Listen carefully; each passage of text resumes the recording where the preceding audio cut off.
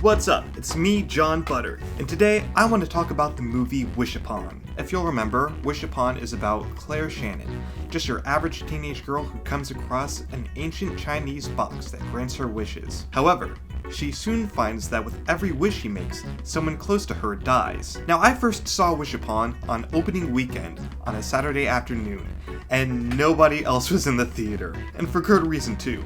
This movie is really dumb. You're smegma. I love it. It's ridiculous, the acting is over the top, the kills are just baffling, but my absolute favorite part is at the end when, spoiler alert, Claire dies by getting hit by a car so hard that she flies in the air and lands on a car going the opposite direction.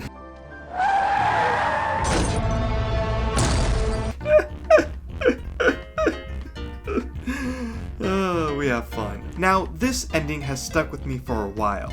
Not only because it's hilarious, but also because it leaves a very ominous ending for the driver of the car, Darcy Chapman, which I do not think ever occurred to the writer. You see, Darcy Chapman is the mean girl character, and she exists only to antagonize Claire, whether it be by coffee, slapping, or worse, cyberbullying.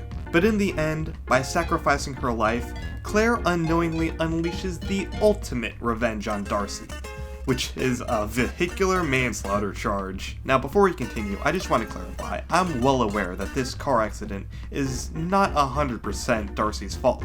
It's the wish box. However, the only person who knew about the wish box at this time was Claire, and she just got slam jammed by a 2015 Chevy Tahoe. So for this video, I'm gonna look at this incident from the perspective of one of the many eyewitnesses who will no doubt testify against Darcy in court. So I did a lot of researching traffic laws in Ohio, which is where the movie is set, and I found that they defined vehicular manslaughter as causing the death of another person while operating a motor vehicle as the result of a misdemeanor traffic violation, which accurately describes the situation. You see, in Ohio, the school zone speed limit is 20 miles per hour during a school's opening and closing hours. And as you can see here, the incident takes place directly outside of a high school during the morning when everybody is going into class. So I think it's safe to say that the school zone speed limit is definitely in effect. That being said, Darcy Chapman is going way over 20. I actually did try to calculate just how fast Darcy was going, just by going off of Claire's trajectory, but then I realized that I have not taken a single physics class in years. And also, I'm not sure if there's an equation out there that can calculate cars hitting girls so hard that they fly in the air as if they were stunt actors on wires. But I'll tell you what I did find.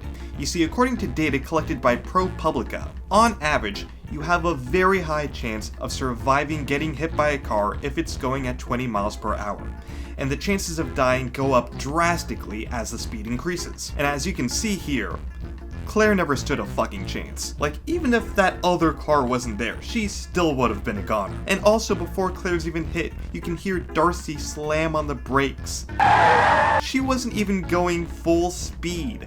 That's how far Claire was flung when Darcy was slowing down. So it's safe to say she was going too fucking fast miles per hour. Now, in Ohio, going over 35 miles per hour in a school zone is considered a misdemeanor of the 4th degree. So you've got dead Claire plus misdemeanor equals vehicular manslaughter. Case closed.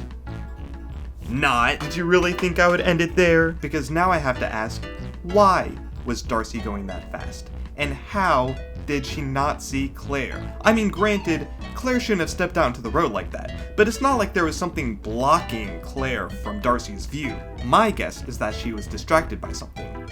But what? To find that out, we have to go back to the beginning. You see, both the beginning and the ending of Wish Upon take place on the same day. It's the day that Claire gets the wish box. And then a week passes, she makes the wishes, people die, and then she makes her final wish to go back to the day she got the wish box so she can properly dispose of it and save everyone. And she does. And then she dies. Knowing that, let's see what Darcy Chapman and her friends were doing in their first scene as they were driving to school. That's right, they were taking pictures of each other, probably to post on Pixapost, no doubt. So who's to say they still weren't preoccupied with taking pictures or doing something else when they were pulling up to school? So much so that Darcy didn't notice she was going over the speed limit, and that she didn't notice Claire until it was too late. If the court finds that Darcy was in fact distracted at the wheel, that added negligence could bump up vehicular manslaughter to vehicular homicide. And the punishment for that is up to 6 months in jail, and your license is suspended for 1 to 5 years. But then again, Darcy is a minor, so I'm pretty sure the penalties would be a little bit different. And as you can parse out from her 2015 Chevrolet Tahoe, Darcy's parents have money. They can afford a high-class lawyer who knows law a million times better than I do. And given that this is her first conviction, the court will probably go easy on her. But even if she gets off relatively easy, there's still my final point. Guilt. Darcy may not be 100% responsible for Claire's death, but she'll always think she was. She will never want to get behind the wheel of a car again, even if she ever gets her license back. And whenever she hears the sound of tires screeching on cold, unforgiving asphalt, she'll always think about the day that one of her classmates died by her hand. And she will never forgive herself. And she will never forget. But hey, Darcy did throw a cup of coffee on Claire's poster, so bitch had it coming. Okay guys, that's gonna be it for me this week.